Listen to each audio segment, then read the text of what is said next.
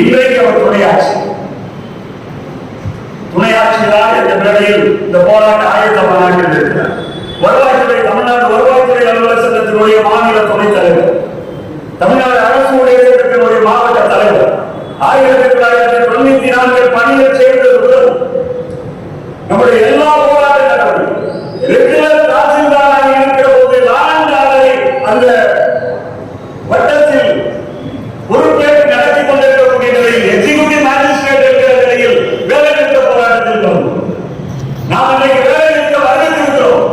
நிச்சயமாக தமிழ்நாடு அரசு ஊழியர் சங்கம் சொல்கிறது, தமிழ்நாடு வருவாய்த்துறை அலுவலர் சங்கம் முடிவெடுக்கிறது, தமிழ்நாடு வளர்ச்சித்துறை அலுவலர் சங்கம், கூட்டுறவுத்துறை ஊழியர் சங்கம், பணிவாரி பணியாளர் சங்கம், தமிழ்நாடு சத்துணவு ஊழியர் சங்கம், தமிழ்நாட்டில் வேலை நிறுத்தம் ஆரம்பிக்கிற நாளில் வட்டாட்சியர் அலுவலகம் முதல் மாவட்ட ஆட்சியர் அலுவலகம் வரை அத்தனை அலுவலகங்களும் ஒரு வருவாய்த்துறை அலுவலர் கூட பணியில் இல்லாமல் இழுத்து போடப்படும்.